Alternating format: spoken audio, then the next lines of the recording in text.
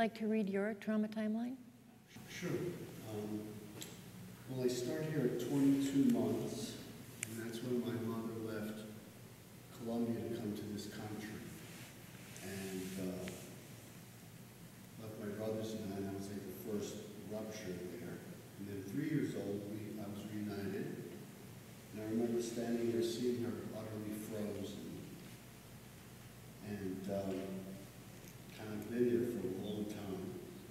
Then I have here from 6 to 13 years old was when the violence in my home existed, mostly from my father, where he would hit us, beat us, and we bled. And I thought we deserved it, because he would always say, it's going to hurt me more than it's going to hurt you. Also, from 6 to about 20 was the violence in our neighborhood. I grew up in a pretty violent area. I've known people had been murdered, seen people beat up really, really badly, and they were also beating up my brothers. So there was a lot of fear there, in and out. And then at 13 years old, my father leaves. 2 weeks before Christmas, which was a great time. And that coincidentally is when I began using drugs and alcohol, and that continued to 26. I had my heart broken the first time when I was 15. We dated 1 day, and my heart was broken for about 6 months. And I didn't know it then, but that was those echoes from being left as a child. Mother's Day, when I was 16 years old, I ingested some LSD that I knew was very bad. People had done it and told me they were begging people to kill them. It was so bad, so I took it. And I took it on Mother's Day and had a psychotic break. No coincidence, right? I still had the flowers in the closet to give my mother. At 17 years old, I was thrown out of my high school and entered a therapeutic community, which was a pretty brutal method of treating drug addicts. And back in the 70s, it was really traumatizing. So I was kind of re-traumatized in the guise of therapy. At 21 years old, I moved in with a woman, and pretty much begin the worst period of my body with alcohol and drugs. I separate with her a year before I get sober. And then the trauma line, you know, I was looking at this and it's so helpful because then it isn't that traumatic anymore, you know? So there was a connection with the drugs and the alcohol use. Mm-hmm. And also getting sober at AA is when I started on a spiritual path, and I think that really helped me out a lot. Then I had my second severe heartbreak at 31. I've only had 2. And again, we only went together for 3 years on and off, and it took me like 8 years to recover. And that's when I entered codependency recovery, and then started working with Tian and this method. And believe it or not, since then, you know, I don't have much going on. I think more of my traumas were, you know, working them out here. And I got married at 42, had a child. Actually, I met my wife. And now the latest things is I got separated.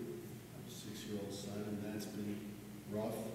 And then my mother died when I've been 54, which was just 6 weeks ago. And the one thing I just want to say doing this timeline is the one thing is it gave me a lot of gratitude, because I saw from when I was 22 months old and she left till I was 54 and she died, how much work I had done with her, and especially in this method. And then I actually was able to tell her, sit down and have a non-confrontational conversation about the abuse, and she apologized. And I was there at the moment of her death. And I talked to her about what dying was like. So we've learned how to talk about what was in the room. And I really feel like completed.